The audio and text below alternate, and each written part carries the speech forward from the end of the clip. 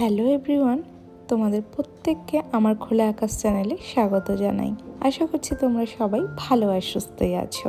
আমিও বেশ ভালো আছি। চলে এলাম নতুন আরও একটা ভিডিওর সাথে। ভিডিওটা আজ থেকে প্রায় 2 মাস মতন আগের ভিডিও। আমি জানি ভিডিওটা আপলোড করতে বেশ অনেকটাই দেরি হয়ে গেল। আমি বেশ কিছু মাস থেকে তোমাদের সাথে কন্টিনিউ ভিডিওগুলো শেয়ার করে উঠতে পারছি না, কারণ আমার একটা ছোট বেবি আছে, তোমরা তো ব্লগে দেখেছো। তো ওর অনেক দুষ্টুমির কারণে আমার কন্টিনিউ হয়ে উঠছে না। তো যাই হোক, আজ চলে এলাম একটা মন্দিরে। মন্দিরটা দেখতেই পাচ্ছ, খুবই সুন্দর করে ডেকোরেশন করা হয়েছে। এখন যাচ্ছি ভগবানের দর্শনের জন্য। চলো প্রথমে ভগবান দর্শনটা করে নিই, তারপর তোমাদেরকে নয় বলি আমি কোন মন্দিরে এসেছি। ওই যে দূরে জুম করে দেখানোর চেষ্টা করছি। অ্যাকচুয়ালি এখানটা এতটাই ভিড়, নিজেই দর্শন করতে পারছি না।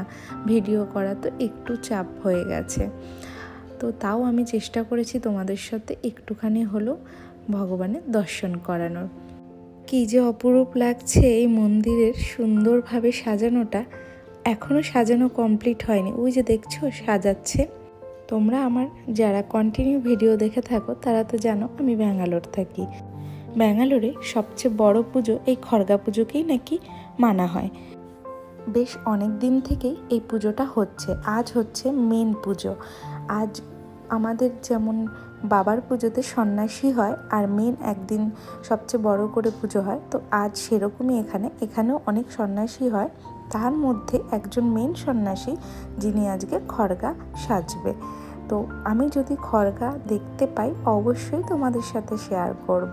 আর মন্দিরটা কি অপূর্ব সুন্দর লাগছে, তার সঙ্গে এত সুন্দর লাইটিং করেছে যার জন্য দেখতে আরও বেশি সুন্দর দেখাচ্ছে।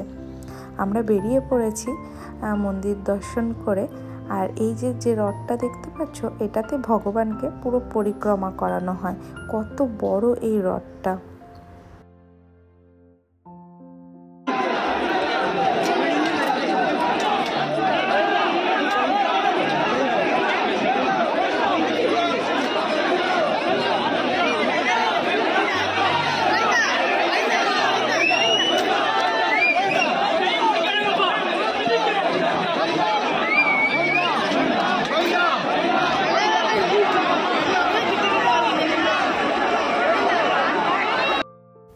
তোমাদের কিন্তু আমি খড়গার দর্শন করিয়ে দিয়েছি। দেখতে পারছো কি অসম্ভব ভিড় এখনই। এই যত রাত বাড়বে এই পুজোর ভিড় তত বেশি বাড়বে। এখন কিন্তু মেনভাবে বেরোয়নি, রাতের বেলা বেশ বড় সড়ো করে তখন বেরোনো হবে। এখানে আমরা এসেছি, কিছু দোকান বসেছে আমাদের মেলার মতন। এখানে আছে সে ঘট, এত সুন্দর লাগছে, সব মাটিরই, কিছু ফ্রুটের আকার করা। দিয়ে চলে এলাম, এখানে অনেক কাচের চুড়ির দোকান বসে। সেখান থেকে বাচ্চাগুলো এসেছে, ওদের জন্য কিছু চুড়ি নিচ্ছি। দেখে সেই ছোটোবেলার কথা মনে পড়ে গেল।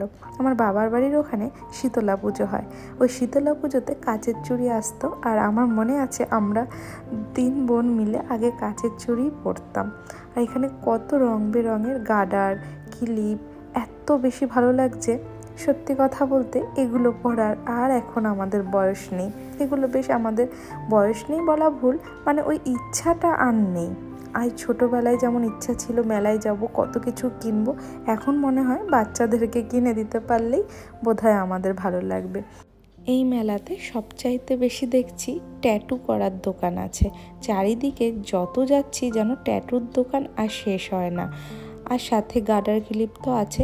খাবার দাবার বলতে সেরকম কিছু এক্সট্রা দোকান বসে না। এই রাস্তার ধারে যেসব দোকান আছে এমনি খাওয়ার দাওয়ারে, সেই দোকানগুলোই একটু বাইরে বেরোয়, বাস এইটুখানি। আমাদের দেশের মতো মেলাতে যেমন কত ধরনের খাবার পাওয়া যায়, সেরকম এখানে কিন্তু কিছুই পাওয়া যায় না।